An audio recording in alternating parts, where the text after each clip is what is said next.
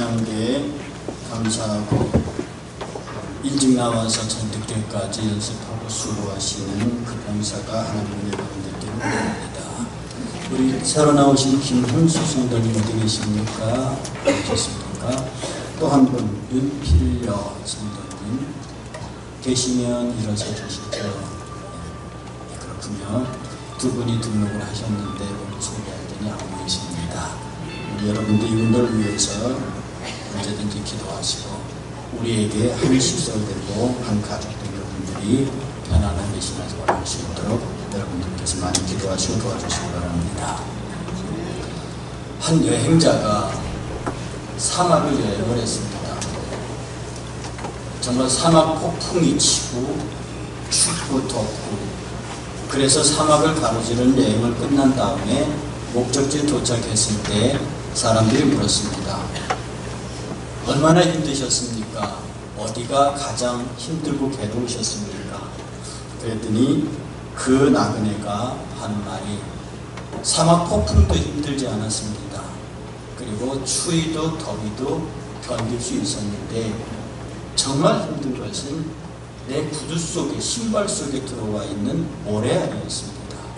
이것 때문에 걸을 수가 없고, 이게 처음에는 발가락과 발가락 사이에 들어와서 아무렇지도 않다가 계속 걸으니까 거기에 물집이 생기고 상처가 나고, 그렇게 해서 여행을 빨리 할 수 없었습니다.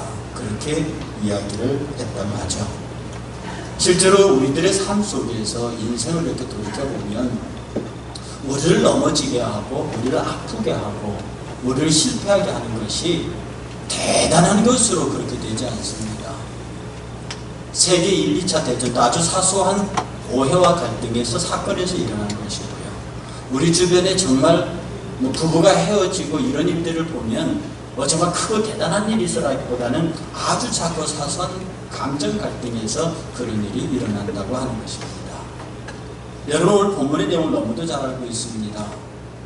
여리고성을 7번 돌고 칼아무 쓰지 않고 무너뜨려 전멸시켰습니다. 그 군대가 바로 옆에는 아이성을 치는데 그야말로 아이성은 여리고에 비하면 성이 아니었습니다. 이 여리고성은 마차 7대가 한꺼번에 통과할 수 있는 넓은 성이었어요. 성벽이 그랬습니다. 그것을 무너뜨린 이스라엘 군대가 아이성이 눈에 들어왔겠습니까? 그들의 말은 정확합니다. 3,000명만 보내면 됩니다. 그런데 3,000명이 올라갔다가 대패한단 말이지. 그래서 이스라엘 백성들과 여호수아와 더불어 엎드려서 하나님 앞에 우니까 하나님이 그렇게 얘기를 합니다. 그래서 잡아낸 게 아간이에요. 아간은 자기가 그것을 전국전쟁에 참여해서 약탈을 하는데 정말로 보기에 아름다운 신할산을 외투한 걸, 그리고 은 20세겔 중에 은과 50세겔 중에 금을 노획해서 자기가 감춥니다. 실제로 이스라엘 백성이 노획한 물품 중에 그것은 아주 극히 일부에 불과합니다.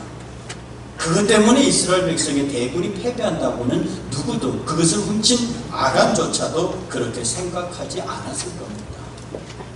그런데 오늘 아간이 잡혀와서 이스라엘 백성 앞에 직고하기를 뭐라고 말하고 하니, 내가 노력한 물건 중에 신할산 외투와 은과 금을 보고 탐내어 취하였나이다. 그리고 감추었습니다. 이렇게 말합니다. 내가 그것을 보고 취하고 탐내어서 취하고 감추었습니다. 이것은 오늘 아간이라고 하는 사람이 이스라엘 전체에 패망을 가져오는 죄라고 하면, 오늘 우리에게서, 나와 여러분들에게서 아간은 무엇이냐? 그것은 첫 번째 요소가, 그 아간이라고 하는 죄의 첫 번째 요소가 탐심입니다. 내가 그것을 보는 순간에 탐심이 생겼고, 탐심이 생겼기 때문에 취했고, 그 부정한 방법으로 취했기 때문에 그것을 감출 수밖에 없는 거죠. 그래서 보고 취하고 감춥니다. 그것이 탐심의 일반, 탐심으로 얻은 것은 정당한 것이 아니기 때문에, 그러나 이 탐심은 우리로 하여금 생각지 못한 결과들을 갖고 오게 합니다. 이 탐심은 죄가 우리에게 주는 욕망인데 이 욕망이 그대로 진행되었을 때는 사람이 감당할 수 없는 결과들을 가져오게 된다고 하는 것입니다. 성경은 탐심은 우상숭배라고 말합니다. 너희가 하나님과 재물을 겸하여 섬기지 못한다고 그랬습니다. 각 사람이 시험받는 것은 자기 욕심의 이끌림이니 욕심이 잉태한 즉 죄를 낳고 죄가 장성한 즉 사망을 낳는다고 합니다. 부하려는 자들아 시험과 올무와 여러 가지 어리석은 해로운 욕심에서 떨어지나니 그 사람이 파멸과 멸망으로 빠지게 하는 것이라. 돈을 사랑함이 일만하게 뿌리가 되느니 이것들을 탐내는 자들은 미혹을 받아 믿음에서 떠나 많은 근심으로 자기를 찔렀도다. 탐심은 자기 자신을 망하게 하고 그 공동체를 함께 망하게 하는 결과를 가져옵니다. 삼국지를 보면은요, 거기에 제나라 황제 경공 이야기가 나옵니다. 굉장히 성군이에요. 정말 정치를 잘하고 싶은데 그를 호위하는 호위무사 3사람이 있는데 너무 무술이 뛰어나요. 그리고 그를 따르는 군사력이 너무 많습니다. 왜 경공이 저 사람들을 어떻게 할 수가 없는 거예요. 그들의 탁월한 무술과 군대력을 가지고 경공을 호위한다는 이름 아래 모든 악행을 저지르는데 어떻게 쳐낼 수가 없거든요. 그들의 탐심이 점점 더해갑니다. 그래서 그들을 어떻게 할지 몰라서 전전긍긍하고 있을 때 공자도 인정한 지혜로운 지상가였던 안영이라는 사람이 경공에 옵니다. 내가 저 사람들을 처리하겠다. 그는 무사가 아닙니다. 그는 그냥 지혜자일 뿐입니다. 이 3사람을 불러서, 3무사를 불러서 황궁뜰에서 딴 복숭아 2개를 줍니다. 이게 너무 귀한 것인데 황제가 하사하는 건데 내가 너희들에게 3사람에게 다 줄 수 없으니 너희 공을 각자 나눠서 둘이가 나눠 가자라고 복숭아 2개를 줍니다. 이 3사람이 모여 앉아가지고요, 자기가 서로 그 복숭아를 가져야 한다는 거죠. 그 셋이서 싸웁니다. 결국 서로 칼을 뽑아요. 이 3사람이 그 복숭아 2개를 먹고 싸워서 셋이서 다 죽어버립니다. 이것이 유명할 말이 2도 3살사. 복숭아 2개로 3명의 장수를 죽였다는 말이죠. 이처럼 사람이 터무니없는데 욕심을 내면, 사람이 생각하지 말아야 할 것을 생각하게 되면 그 결과에 대해서 하나님은 무서울 정도로 그 책임을 물으신다고 하는 겁니다. 삼가 모든 탐심을 물리쳐라. 탐욕은 너희 중에 그 이름이라도 부르지 말라. 그리고 여러분이 아나니와 삽비라 얘기를 잘 알고 계십니다. 그래서 우리 주변에서 어떤 경우에도 내가 하나님이 금하신 명령에 관하여 탐심을 갖고 그 탐심이 실제로 행동으로 옮겨졌을 때 나뿐만 아니라 나와 함께한 모든 사람들이 이스라엘의 패전과 같은 경험을 하게 될 수도 있다는 것. 그런데 이 이야기는 우리가 일상적으로 잘 알고 있는 이야기입니다. 여러분이 이 아간의 이야기를 나오면 거의 대부분 이런 얘기로 줄을 이룹니다. 저는 오늘 이 본문을 깊이 읽으면서 물론 여기에도 방점이 있겠고 이것이 중요한 포인트이기도 하겠지만 제게 읽혀지는 것은 또 다른 방면으로 읽혀집니다. 그것은 무엇이냐면 과연 이 죄의 요소가, 아간이 실패한 죄의 요소가 탐심으로만 갔겠느냐? 아닙니다. 아간은 그것을 가져간 자기 나름대로의 이유가 있었을 것이라고요. 분명히 그는 물질이 부족했든지 아니면 아름다운 신할성 외투를 탐냈을 만큼 그에게 쉽게 말해서 옷이 부족하든지 무엇인가 그의 약점, 그가 다른 사람들과 비교될 수 있는 어떤 허물을 가지고 있었으니 분명합니다. 단순한 탐심에서 그 어마어마한 일들이 진행되었다고 보기는 어렵습니다. 자기에게 부족한 것, 물질이 부족했든지 아름다운 외투가 부족했든지 어떤 그가 갖고 있는 개인적인 스트레스, 어떤 그가 개인적으로 갖고 있는 인생의 약점, 이런 것들을 그가 이 일을 통해서 해결을 하려고 했다고 하는 의심을 저는 지울 수가 없었다고 하는 겁니다. 사람들은 모두 자기 약점을 갖고 있습니다.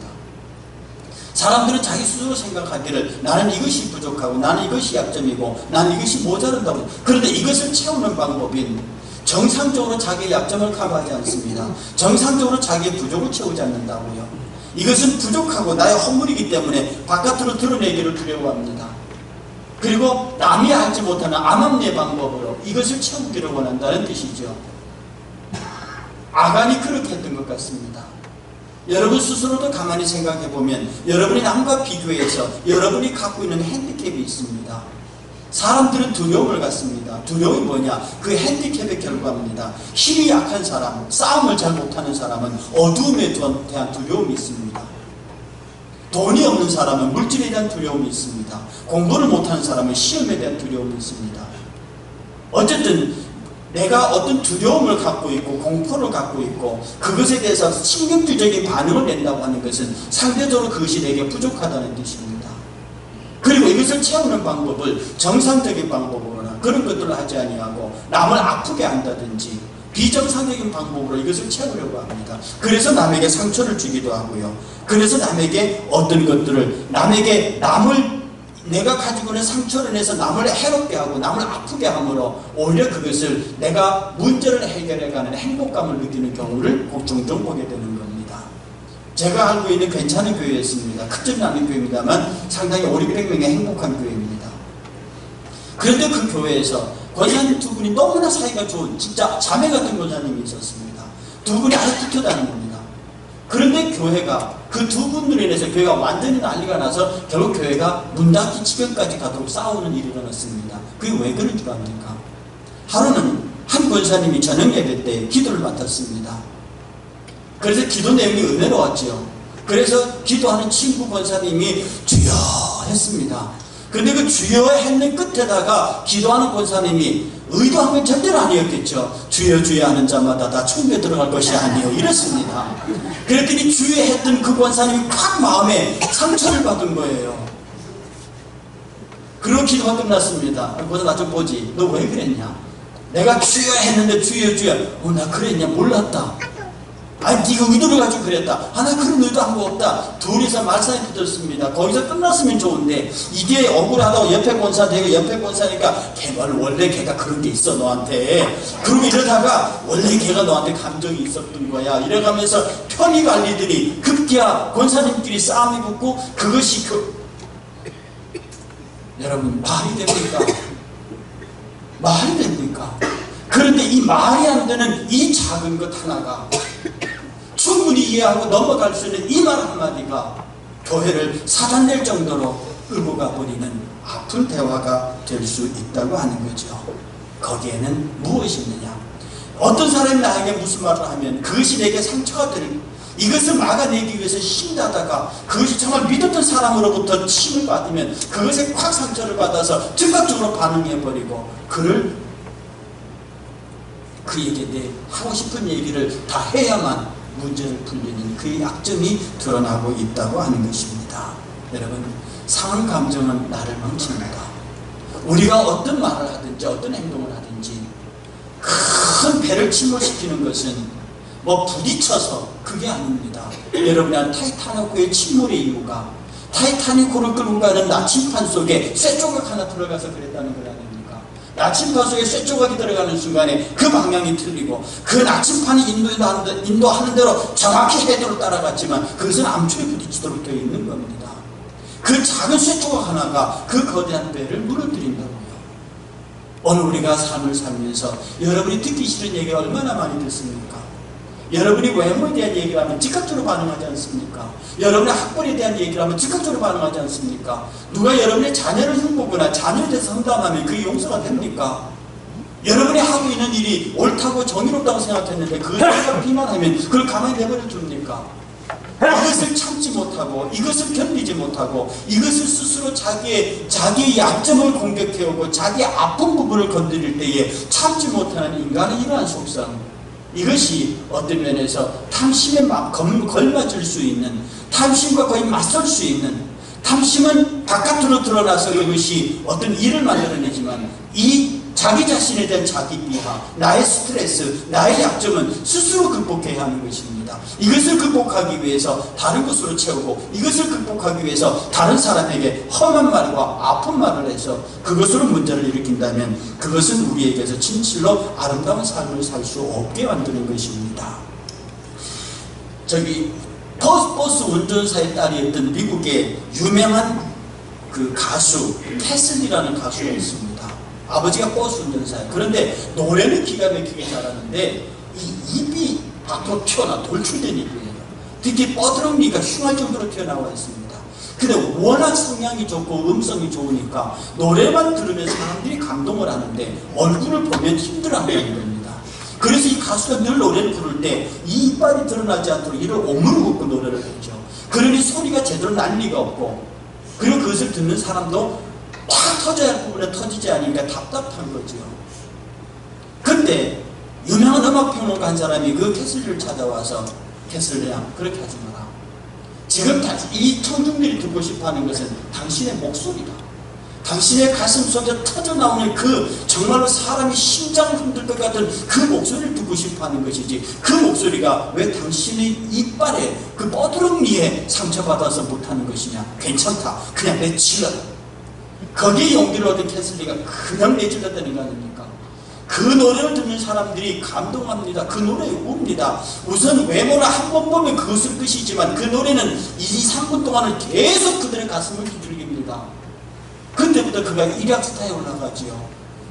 개그맨들이 그 뻗은이를 흉내내가면서 노래를 부르고 개그를 하는 유명 인사가 되어버렸습니다. 사람들이 맥주 한 잔 마실 때 무슨 이야기를 할 때 그녀의 뻗은이는 단골 소재가 됐습니다.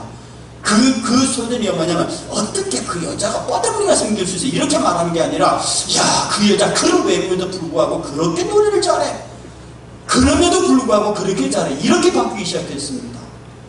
여러분, 우리들의 삶 속에서 내가 스스로 이것이 부족하다고 느끼고 있는 이것을 우리의 생각 여부에 따라서 전혀 다른 차원으로 바뀔 수 있다고 하는 겁니다. 사람들은 스트레스 받는다고 그래요. 근데 스트레스를 가만히 내버려두면 그 스트레스가 결국 그 사람을 미치게 만듭니다. 스트레스가 그 집단에 그대로 있게 되면 그 집단을 전부 미친 집단으로 만든다고요. 그런데 스트레스가 항상 나쁜 건 아닙니다. 토인비의 책에 나오는 이야기죠.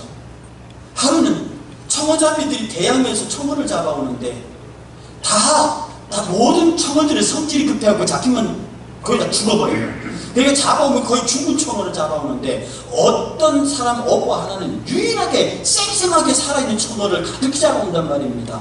토인비가 물었습니다. 도대체 당신은 어떻게 이 싱싱한 걸 잡아오냐? 다른 사람은 다 죽은 청어를 가져오는데. 그랬더니 그가 말하기를, 그건 간단합니다. 그 청어를 잡은 수조에다가 뱀장어 한 3마리만 넣어놓으면 됩니다.